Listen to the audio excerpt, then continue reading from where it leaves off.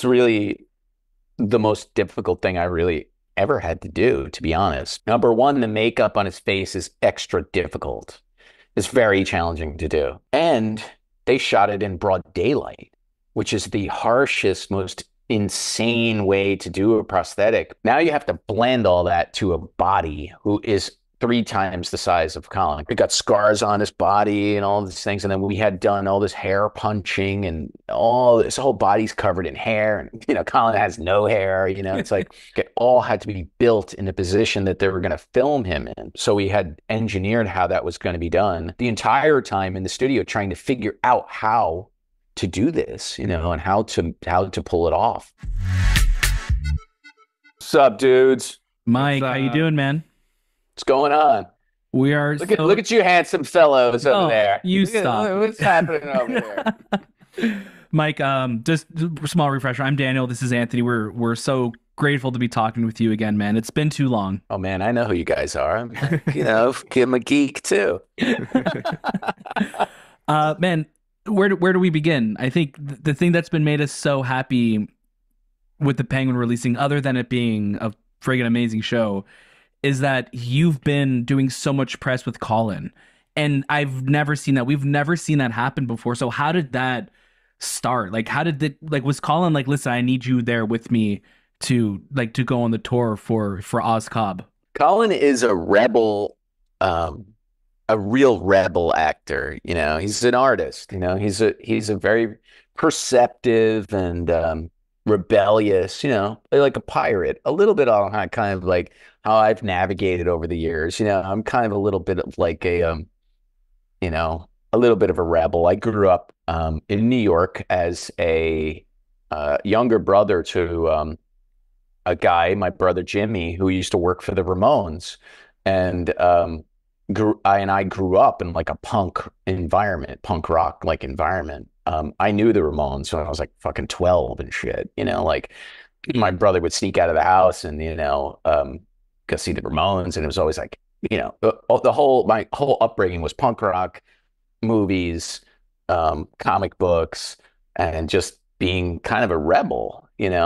Colin is a little bit like that too, a little bit like me, a little bit rebellious, a little bit like F you, this is what it should be like, that kind of thing. So I think with the press, with Penguin and everything, I think Colin wanted to do what he wanted. And I think that he appreciated what I had brought to the table. I mean, these are his words. These are not mine. I mean, he's saying that on the movie, it was so unexpected to what I had done, makeup wise, that if it wasn't for me, there wouldn't be a Penguin show at all. It just wouldn't be. It grew out of like my fascination of what I thought would be cool.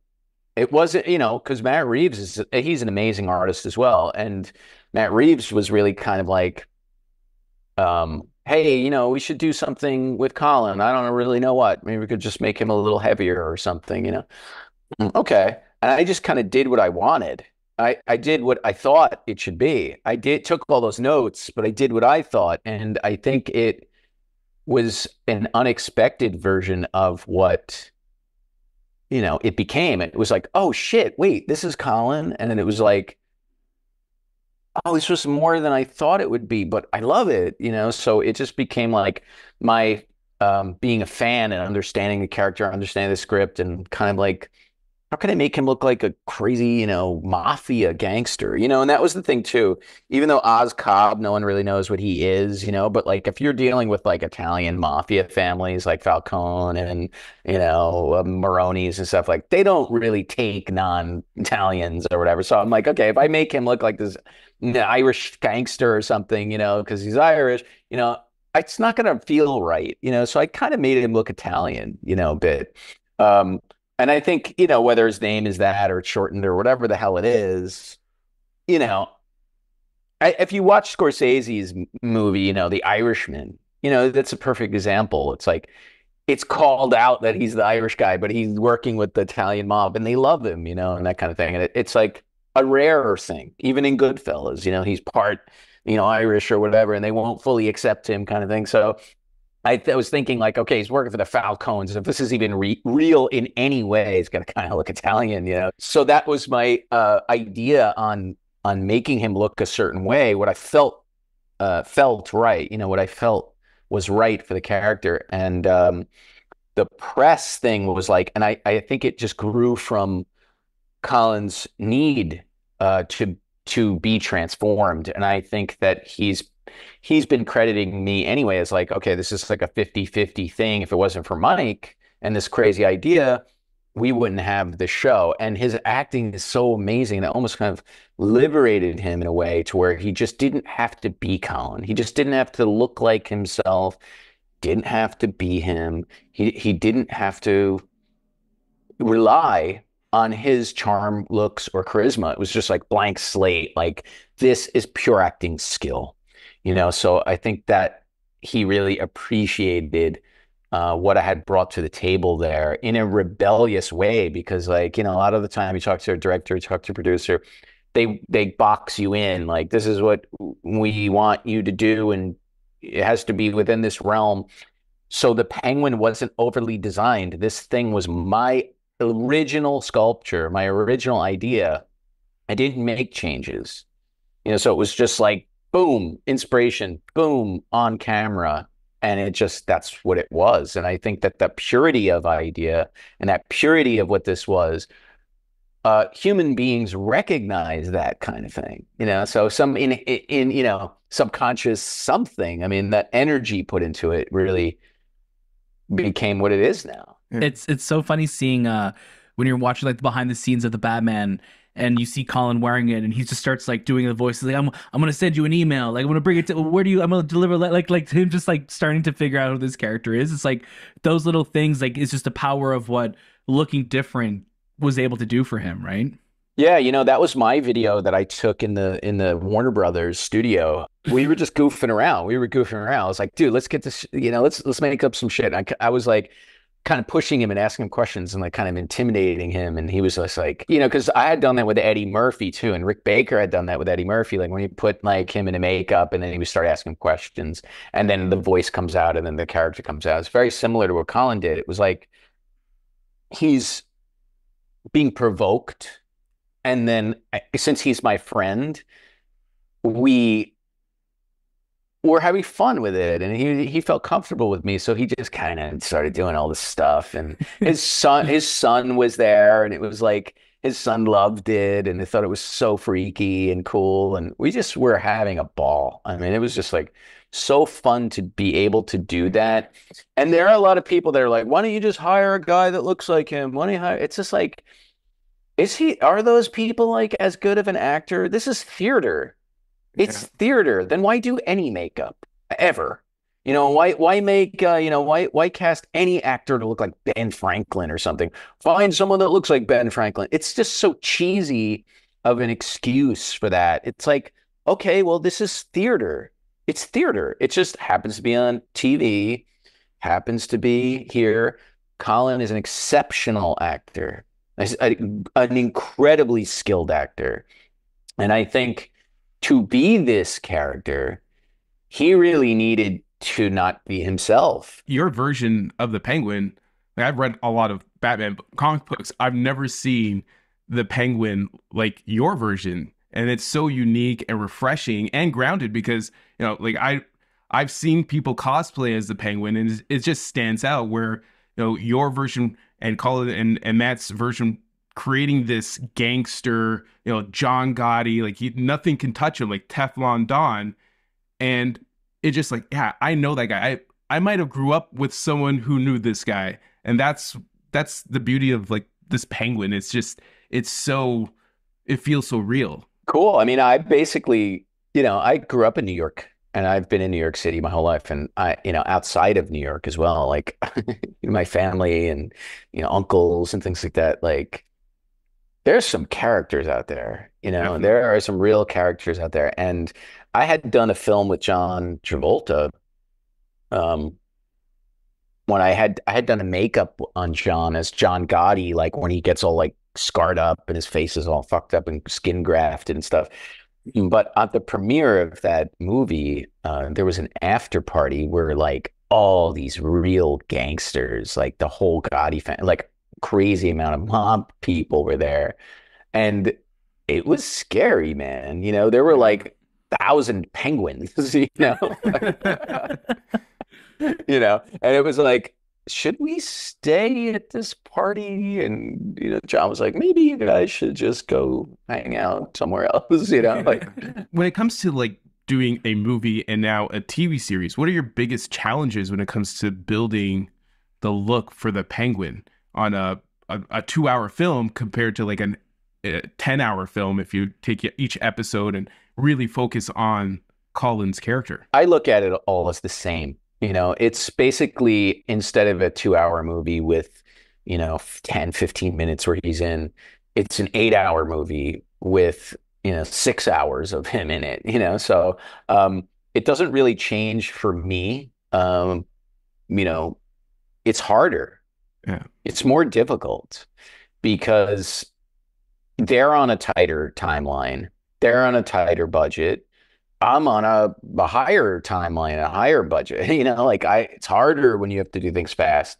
It's harder when you have less of a budget and all that stuff. I mean, it's more difficult, and they're filming and showing him so much more. Yeah. So it's like really exponentially more difficult for us and my whole team, and it's not just me.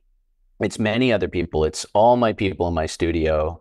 It's other artists every day in my studio working and getting him ready and all that. I'm just, like a director in my own world, like kind of orchestrating the whole thing. I happen to be also doing the sculpting and doing the makeup and all that stuff too. But it's a real big team effort of many skilled people, and it's an orchestration, it's a real challenge. It's fascinating seeing, in that first episode, especially because we're seeing him so much more during the day. Like there's things like so much more that has to be held under more, I guess, scrutiny to make him feel like a more believable person. But let me tell you, I think the moment that like we already were sold, but when you saw the interrogation scene and you're seeing like his full body, and and even Colin was saying like he had like like a penguin like penis and like things like that too. Like it's just wild to think that like I'm like this is a different person. And we spoke to Kristen Milotti a few weeks ago, and she was saying how like when she was touching his skin, like it felt like just like real skin. So I just we'd love to know like that interrogation scene. What was that like, putting that together and like building the whole body of this person to actually be seen? That was really the most difficult thing I really ever had to do, to be honest, because number one, the makeup on his face is extra difficult. It's very challenging to do, and on top of it, now you have to blend all that to a body who is 3 times the size of Colin. Because Colin is very lean. He's like, the guy's an athlete, the dude's like a runner and, runs marathons and stuff, like he doesn't look anything like that. He's super lean, so he's 3 times the size. Got scars on his body and all these things. And then we had done all this hair punching and all this whole body's covered in hair. And, Colin has no hair, it's like his whole body is a prosthetic, the entire from head to feet to toes. I mean, even in the nude scene, he's wearing his foot that we had built as well, which is all mangled and club foot and all that. And he's wearing the whole thing. He's tied to a chair. I had to engineer how we were even going to build that, because prosthetics don't really exactly move 100% like skin. Right. There, it's like maybe 75% like skin, but then you have certain areas that are not bound by tendons and stuff, like where you bend an arm, it might buckle it like a piece of fabric or something, where it's not exactly 100% like skin. So designing that all, I was like, okay, I need to know exactly how he's sitting. How are we sitting? So it had to be built sitting. His arms had to be, okay, are they behind his back? Are they in the front? Like it all had to be built in a position that they were going to film him in, because he couldn't stand up and do all this stuff and then sit down. It would be like, right. Things are restricted by how it is. I mean, how you build it. So we had engineered how that was going to be done. And they shot it in broad daylight, which is the harshest, most insane way to do a prosthetic because take for instance like Greg Fraser's lighting. It's all like beautifully shot in the dark, have all these, amazing elements to it and layers and cloudiness and, all this stuff going on. And it's like the beautiful paintings. But this, you're in a day in a greenhouse. He's number one sweating. It's hot in there. It's like summer or wherever the hell we filmed it. It was like super hot. He's totally encased in prosthetics head to toe, and it's shot in broad daylight. So we were all having like mini heart attacks the whole entire time. It was just like an extremely stressful build. And we had to actually push that because they put that at the very beginning of the schedule. I was like, there's no way we can do this. I'm like, we haven't even figured it out yet, So, but they were very accommodating and like, okay, let's try to move the location here. I mean, they really trusted us. So they really, the UPM, the producers really trusted that we knew what we were doing and the reasons why. It wasn't just because we were goofing off. We were really the entire time in the studio trying to figure out how to do this, and how to pull it off. With Colin, was there like a biggest piece of feedback that he gave from working on the Batman to working on the series where it's just like, listen, is there a way that we can make this faster or make this more comfortable? Like, I'm just curious, like, what was the evolution like from the film side of it to the TV side of it? On the movie, we had a good test run. So I understood what was technically if there was an issue or something like that. But actually on the film, we got the makeup down to very, very short time. It was only like an hour. I think the best day was like an hour and 17 minutes to get him in the makeup, which was crazy. Wow. So when the series came around, he was like, I'm not shaving my head. And I was like, you fucker, because on the movie, he shaved his head. He shaved all this off. So he looked like in St. Francis, he had a monk hairdo. And that was only supposed to be a few months. Because I had done a movie with Philip Seymour Hoffman called Synecdoche, New York, where we had convinced Philip Seymour Hoffman, he was like, fuck it, I'm shaving my head.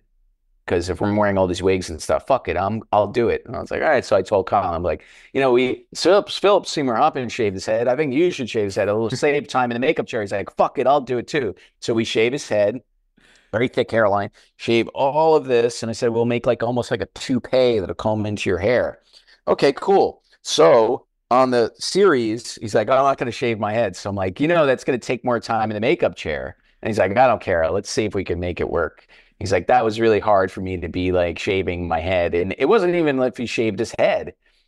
It was like shaving part of his head. So it was just like he couldn't go out anywhere. He looked very interesting, Stanley Tucci vibe, but like he rocking that look, but like Colin Farrell, it's just puffy hair and nothing here, so he wasn't having it. So it took an extra hour in the chair. So we really got the makeup down to like two hours, 30 minutes and under. There were days where it was like 10 minutes faster, 5 minutes faster, but it took longer, which was even more of a challenge because he's got such a thick head of hair. We had to literally glue and tape and paste his hair down entirely, cover it with like 3 layers of things. A bald cap and then another prosthetic that went over it. And then we begin the makeup where we started on the film. Then we glue the cheeks on and the neck and the nose and all that stuff. So it was like an additional hour. And it was throughout the day, problems that you're experiencing that you never had on the film. Like bubbles are coming up and, sweating because it's a heavy sweat area. So it's like, it's a hole or a bubble would appear or like some wrinkle would be weird or something. It was like a nightmare, really. So it's like the filming the series was fucking hard. It was not easy. Does it ever hurt or do these actors go through tremendous amounts of like uncomfortability when it comes to putting all these things on and just staying there and waiting for a shot to be, and then at the end of the night taking it off, and like what do they feel like when all that comes off? Yeah, oh God, yeah. Well, it takes a very special person to do this because if you're cranky and you don't want to deal with stuff, it's not for you. It's not for you. This is, I have to say, Colin Farrell is a rarity He is so dedicated to his art. He's so dedicated to doing this. He's hardcore, like I'm hardcore. Like I sculpted the original version of this like on Christmas, like New Year's. I was like, I had to get it done, and I had this idea, and I worked through that time period, and not many people are willing to do things like that, and I would have remade it, and you know, there's many things I've done over the years, so it's like that's hardcore, like I never skimp, I never take the cheap way, I always do it right, so he's that way as an actor, and I would say we had a strike during our filming. We had a 5-month actors writer strike and all that stuff, and that sucked.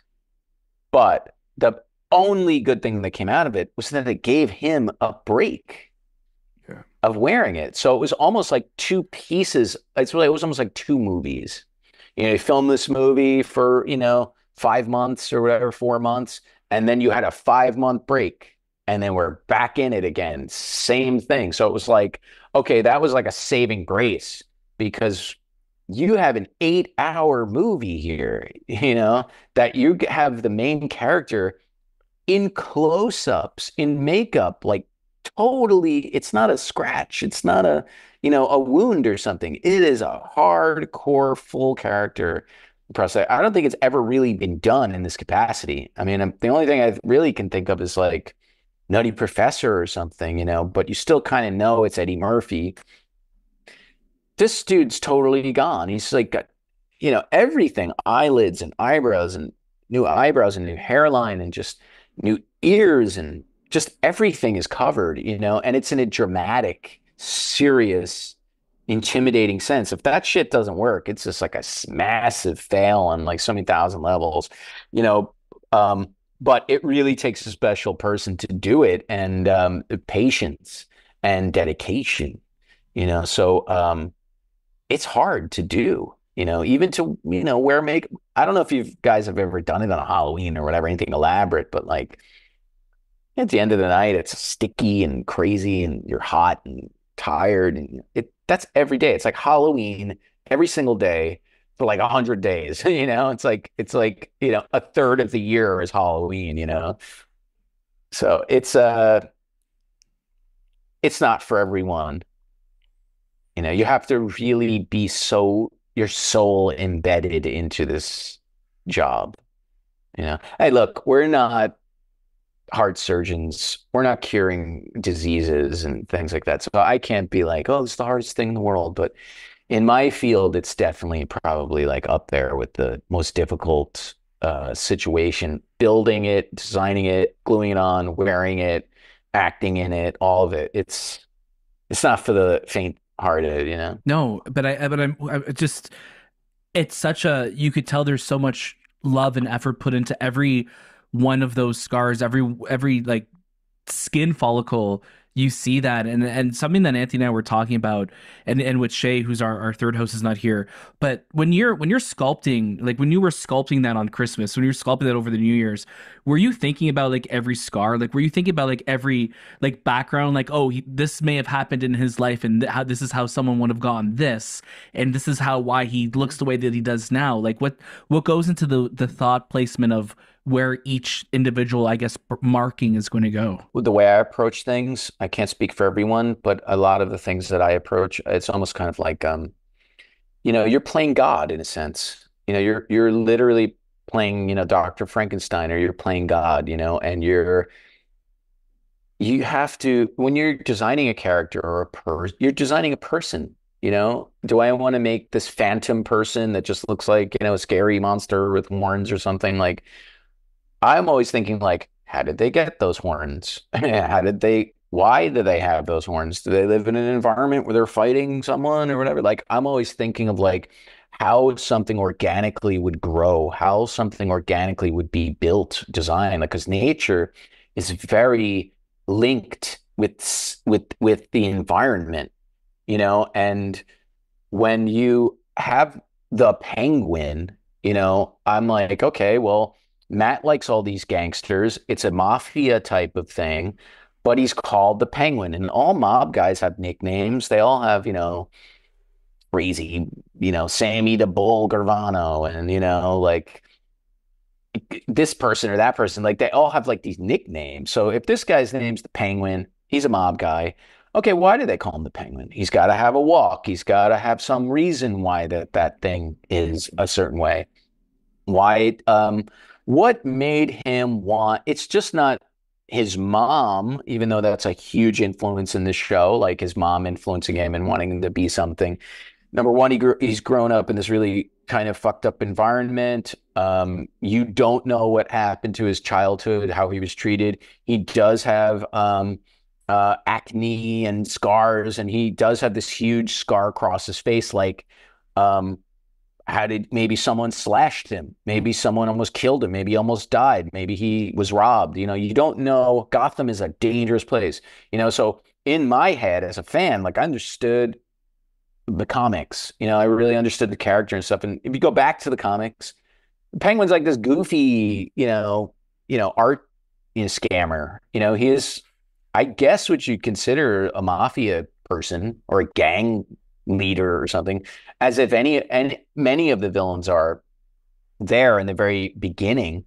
But I read all those comics, like I know where the origins of Penguin came from. And it's like a sneaky dude that's, looks like a penguin, but you cannot do that in this series. You can't. It just doesn't fit in the world. So my idea of designing it is like, okay, here are real gangsters with nicknames. This is what they look like. These are the attributes, like Fat Tony Salerno, which I had done the makeup for Martin Scorsese on The Irishman. I'd done that. Dominic Lombardozzi totally doesn't look like that person, and we made him look like that guy. They all have nicknames and stuff. So how do I add that nickname of Penguin into real mobster stuff? So I totally looked at birds. I all subconsciously in my head, I looked at all these features and I tried to incorporate it. And I saw scarred birds and really wounded birds and really wounded and fucked up faces with scars and bent beaks, like completely sideways and stuff. And I tried to add like silhouettes of lines and shapes and stuff in the face to where it's just like subconsciously you're thinking, if you maybe you recognize an organic shape that looks like the bird beak, maybe you do this. I'm putting all these things in and I'm trying to play God, and I'm trying to, and it can never be God. I can never be God, but in this fantasy world, I'm creating, Dr. Frankenstein or Frankenstein type of thing, where does it make sense? How can it make sense? So I always think that way. There's so much symbolism inside the face, and I think that might be what separates me from other people or designers or whatnot. But it's all my thing. It's my style. It's the way I approach something, Yeah, you see it a lot. Now that you look back and now you have like more context to it, and now when I'm going to watch the series again, I'm going to look at his face and just see those things that I associate now with what you just said. Like the birds, like I've seen damaged birds. I'm sorry, I'm not coming across damaged birds. No. I'm just saying, like now I'm like, oh yeah, it makes so much sense. It's so much sense. Nature is brutal. Yeah, nature's brutal. Yeah, is brutal, and people are cruel. People are cruel. Growing up, especially like I grew up like in the 80s. The people they're probably still cruel, but it was pretty hardcore back in the day. Like teasing kids and people getting teased and fights and. Yeah. It's pretty hardcore, So I think, Oz, and I think this is also a reflection of like the music and the piece, it's 80s, it's 70s and stuff. So like he grew up probably, we don't know what time period we're in. They have phones and stuff. He grew up probably in the 70s and 80s. So it was probably a little bit more brutal of an upbringing, especially in Gotham, which is fucking a crazy place, He probably got teased. He probably got tortured. He probably this or that, and it builds you up into being someone. And there is a switch when a person has had enough and they lose everything. That's a scary individual. Because they can go either way. They can go into a positive aspect of things where I've lost everything and I've elevated to the spiritual zone and I'm going to do something good for the world because I was treated poorly. Or the person who totally got taken advantage of, totally got fucked over, physically, violently. Okay, and then there's the other path. I'm going to fucking get rid of these bastards. I'm going to get what I should have. I'm going to get what I deserve. I'm going to take it. And I'm going to use every means possible to do it. So it's physical attributes really, really change and tell you what this person may become, you know? So it's interesting when I see people with afflictions and their attitude. They may be amazing, they may be great, and they may be like, fuck you. Yeah. I'm going to be a badass and I don't care. You know, so it's really, really like Oz may have been one of those people, felt mistreated because of his appearance, his physicality, tied into a bad environment, tied into bad parenting, tied into all these things. And you become a person that may want to kill people and, you know, be the way he is, you know? Yeah. And survive in this role. And I'm just curious for you, Mike, and obviously we'll stay spoiler free, but is there an episode that you're specifically looking forward to most this season for people to seeing? Like, is there an episode number that you're like, that's the one that I'm real proud of what we did on that and what people are gonna, how Oz is gonna come off in this one? Everyone's seen the first episode, and that has a lot of stuff in it. You know, you see his foot, you see his naked body, and all those things. There's a lot there packed in. But I would say, without giving anything away, I really love right in the middle, like 6. I'm digging that. I'm digging that, the vibe of that. I think that's real fucking cool. Yeah. I mean, they're all good. Yeah. And I'm not saying it just because I worked on it. I mean, like, they're good. But that one is like, I really like that one. We're excited. We're excited for people to get there. Oh yeah. It's pretty rare that you get to like do cool stuff like this, you know, like something that highlights and showcases what we do.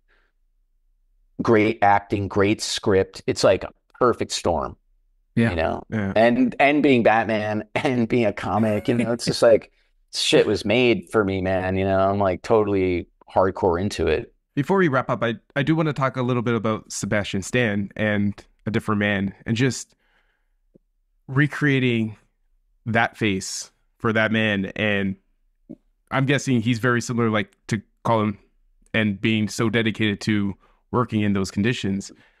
What were the biggest challenges for that movie? You know, Sebastian's also incredible at this, and I think that he never really wore makeup before.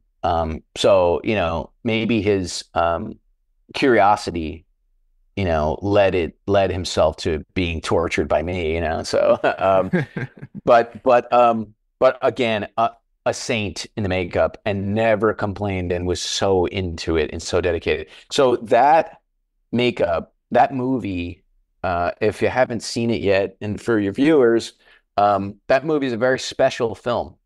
Even though it is a comedy and it doesn't take itself too seriously, it's like a Charlie Kaufman / Cronenberg kind of surreal film. And I love that kind of filmmaking. And Aaron Schimberg, amazing director, total indie guy, like from New York, and you know, just kind of he's an artist, you know, really New York artist, you know, and that movie speaks a lot to me as well because its whole theme is perception of beauty, and again, so much similar to The Penguin. How do you develop as a person when you have physical limitations or a appearance that people might be either scared of or not know what it is or who you are and all that, and they judge you immediately upon looking at you. So that movie like erases the stigma of how you look, you know, because the character Edward looks how Adam looks. In a way, they're not mirror images, but they're very, very similar, very close. And there is a chance that Edward, who is played by Sebastian, goes through an experimental process to become normal, technically. There's a way for him to lose his facial, affliction identity and to become somewhat normal. And as he does that, he realizes he doesn't want to be that way anymore. And he wants to go back to what he looked like before because he meets um, Oswald, which is a very interesting name. It was very similar to the Penguin, same name. He meets Oswald, played by Adam Pearson, who is having the greatest life looking the way he is. And people love him, and all the women love him, and the world loves him, and he's an incredible person. And Sebastian is like, fuck, I want to go back to being what I used to look like because they love him and I want to be loved and all of this stuff. So it's basically like, um, a thing to where perception of the way your physical appearance is, it twists it. It just turns it on its head. So I'll leave it up to the people to watch the movie, but like, it's so interesting of a thing where, it's a different take on things, and it's done in a very comedic, funny, awesome way. And Adam Pearson is incredible in that film. His acts in the film, halfway in, he's in the movie, and it's like, man, he's fucking awesome, and he's so cool, and he's so charming. And I spent a few hours with him last night. Man, that is just like the coolest dude. He is so charming, so elegant, and so funny, and just, I don't know. I hope people see the film, and I hope people understand what it's saying. It is a much deeper meaning, and I hope people like the film. And Sebastian really was patient, and we did a lot of makeup effects in the movie. There's a lot of different things about this crazy stuff that happens. You'd be like, oh shit, this is really wild, total Cronenberg stuff, it's just a fun film. We love that. Mike, we are so grateful for your time again. You are always a delight to speak to. You're a fucking rock star, man. So hopefully we'll get to talk to you again soon, and we just cannot wait for everybody to see where the Penguin goes from here. So again, thank you, and we'll hope to talk to you soon, man. You got it anytime, guys. Thanks for having me.